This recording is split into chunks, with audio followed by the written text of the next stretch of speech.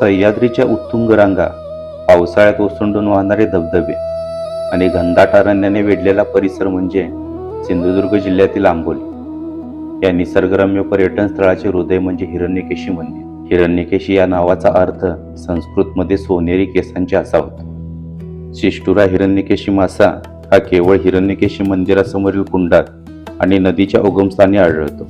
हा मासा जलपरी संस्थेच्या आरोग्याचा एक सूचक मानला जातो. केवळ एक धार्मिक केंद्र नसून ते पर्यावरणाचे, विज्ञानाचे आणि प्राचीन संस्कृतीचे एक अद्वितीय दर्शन घडवणारे केंद्र आहे. हिरण्यकेशी मंदिर हे आंबोली बस स्थानकापासून सुमारे 5 ते 7 किलोमीटर अंतरावर एका संरक्षित देवराईमध्ये वसलेले. येथे एका नैसर्गिक गुहेतून हिरण्यकेशी नदीचा उगम होतो. ही नदी पुढे कोल्हापूर जिल्ह्यातील आजरा आणि गडहिंग्लज तालुक्यातून वाहत जाऊन शेवटी कर्नाटक राज्यात घटप्रभा नदीला मिळते. हिरण्यकेशी मंदिर हे एका प्राचीन नैसर्गिक गुहेच्या तोंडाशी बांधलेले.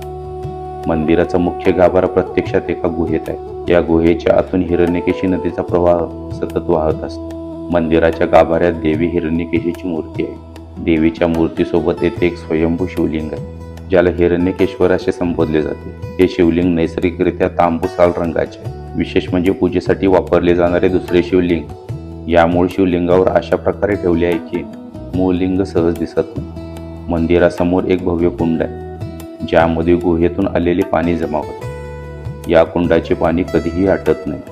मंदिराच्या भिंतींच्या विशिष्ट कोनामुळे दिवसाच्या वेगवेगळ्या वेळी प्रकाशाचा आणि सावलीचा एक सुंदर खेळ पाहायला मिळतो. आंबोलीचा हिरण्यकेशी मंदिर परिसर केवळ आध्यात्मिकच नाही, तर जागतिक स्तरावरील एक जैवविविधता वारसा स्थळ आहे. 31 मार्च 2021 रोजी महाराष्ट्र शासनाने या 2.11 हेक्टर क्षेत्राला शिष्टुरा हिरण्यकेशी जैविक वारसा स्थळ म्हणून घोषित केले. या स्थानाचा आध्यात्मिक वारसा जितका प्राचीन आहे, तितकीच येथील जैवविविधता आधुनिक विज्ञानासाठी महत्त्वाची आहे. हिरण्यकेशी नदीचा उगम ज्या गुहेतून होतो, ती गुहा मानवी कल्पनाशक्तीच्या पलीकडील आहे. येथील शांतता, वाहणाऱ्या पाण्याचा नाद आणि घनदाट अरण्याची सावली एका वेगळ्याच विश्वास घेऊन जाते.